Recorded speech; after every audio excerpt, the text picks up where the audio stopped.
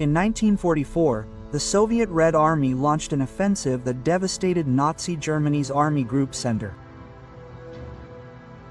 With over 2.5 million soldiers involved and losses of up to 500,000 combatants, this operation was a formidable example of strategic planning and tactical execution. But before we delve into the tactics and numbers, it's crucial to understand the context of this gigantic offensive. In June 1944, Germany was fighting on multiple fronts. In the West, Allied troops had landed in Normandy with Operation Overlord. And in the East, the Soviets were preparing to launch their most devastating blow to date. Army Group Center, one of Wehrmacht's most powerful forces, had withstood several previous Soviet offensives, but weakened by troop redeployments to the south, where Germany expected an attack, the center was vulnerable. The Germans had approximately 850,000 soldiers with fewer than 500 tanks and assault guns in service. In contrast, the Soviet Union, with over 1.6 million men, 5,800 tanks, and 32,000 artillery pieces, was poised to launch a massive offensive. Operation Bagration aimed not only to defeat the Germans at Beloya but also to pave the way for the invasion of Poland and Germany. The coordination and logistics behind this offensive were extraordinary. And that's what we'll see next. The success of Operation Bagration was the result of a brilliant application of the Soviet concept of deep battle. It was a doctrine that involved the simultaneous destruction of enemy forces at various depths. Rather than simply breaching defensive lines, the Soviets aimed to completely collapse defenses across multiple sectors. To better understand this, imagine the battlefield as a series of layers. The first wave of attack focused on German tactical defenses, destroying artillery positions, trenches, and fortifications.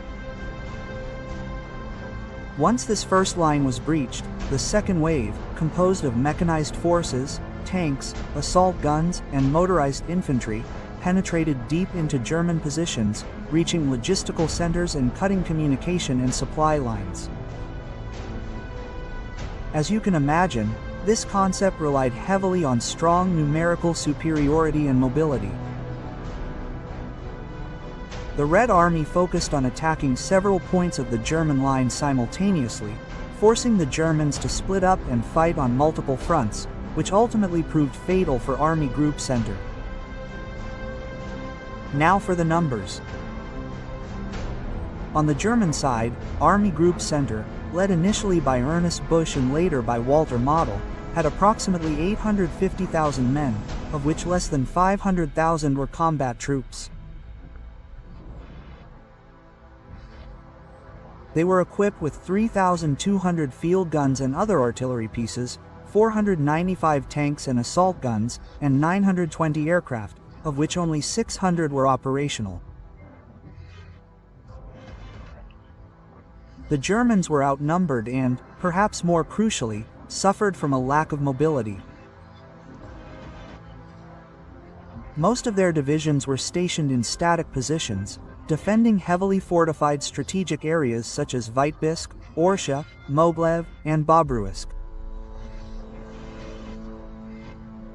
The Panzer Grenadier Division Feldherr Halle and the 20th Panzer Division were the few mobile units available for reinforcements, which was insufficient to counter the Soviet offensive.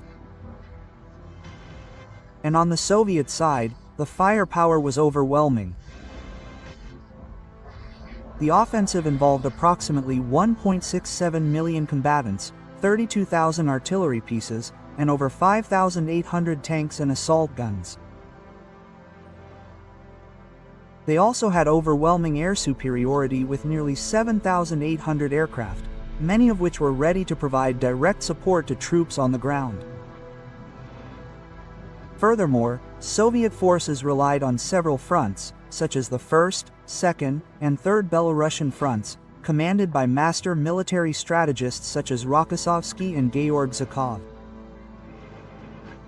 Operation Bagration began in the early morning of June 22, 1944, with a massive artillery bombardment lasting several hours. Approximately 7,000 artillery pieces and Kua rocket launchers bombarded German positions, destroying bunkers, detonating ammunition dumps, and obliterating defense lines.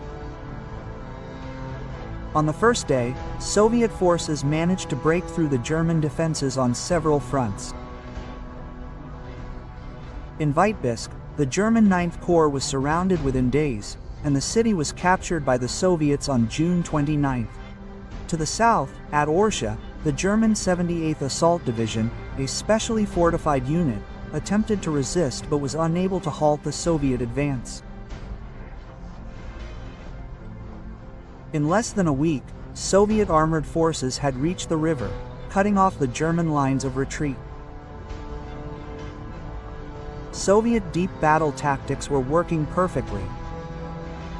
They broke through the tactical lines and, by exploiting the gaps they created, encircled and destroyed entire German divisions. In just 5 days, the Red Army had dismantled 3 German army corps. With the German defenses collapsing, the Red Army rapidly advanced toward Minsk, the capital of Belarus. On July 3rd, tanks of the 2nd Armored Guards were the first to enter the city. Soviet troops surrounded the remaining German forces and completed the encirclement over the following days. What happened in Minsk was one of Wehrmacht's greatest defeats. About 100,000 German soldiers were trapped in the city, and only a small fraction managed to escape. Army Group Center was virtually destroyed, with 25 divisions annihilated or captured, totaling about 300,000 casualties.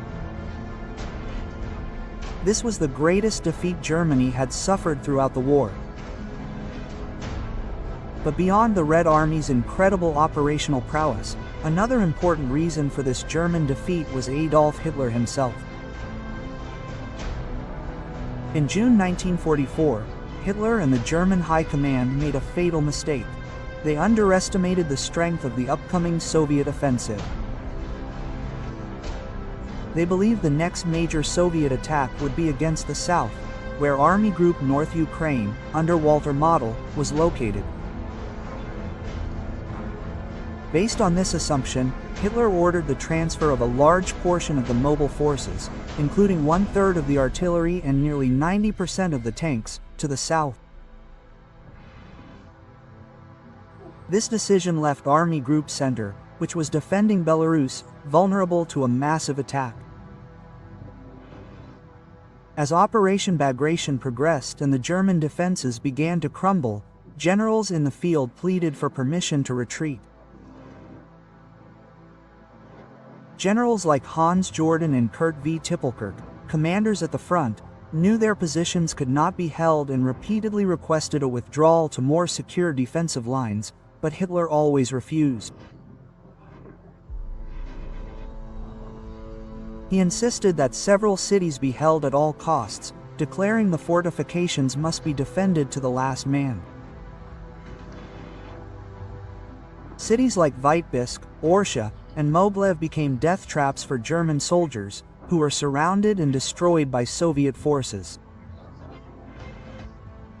This stubbornness was a hallmark of Hitler's wartime strategy, a refusal to allow retreats, even when military logic demanded it. This decision condemned thousands of German soldiers to death or capture, hastening the collapse of Army Group Center. As the Soviet offensive destroyed German forces in Belarusia, Hitler realized he needed to make changes. On June 28, 1944, he dismissed the commander of that army group, General Ernest Busch, replacing him with the skilled General Walter Model, known for his organized defenses in desperate situations. However, when Model assumed command, the situation was already critical. German divisions were retreating or surrounded, and there were insufficient reserves to organize a meaningful defense. Despite Model's skill in organizing defensive lines, he could do little to prevent the total collapse that followed. As Soviet forces advanced, the German Self-Command, OKH, also failed to respond adequately. Even with Soviet troop movements being detected, the German command believed that the attack against Army Group Center was only a secondary operation. They remained convinced that the main attack would still be in the south, against Army Group North Ukraine. This false perception allowed the Soviets to advance almost without significant opposition. By the time OKH finally grasped the gravity of the situation, it was too late to move reserves or organize an effective response. A lack of accurate intelligence and an inability to react quickly were decisive in the disaster that unfolded in Borussia. With the collapse of Army Group Center, the Soviets opened the way to Poland and eventually to Germany. Operation Migration not only destroyed German defensive capabilities in the east but also marked the beginning of the end of the war for the Third Reich.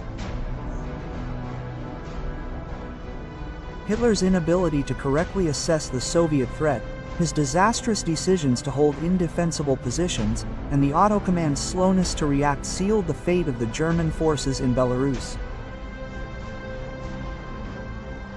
From that point on, the Red Army had a clear route of advance to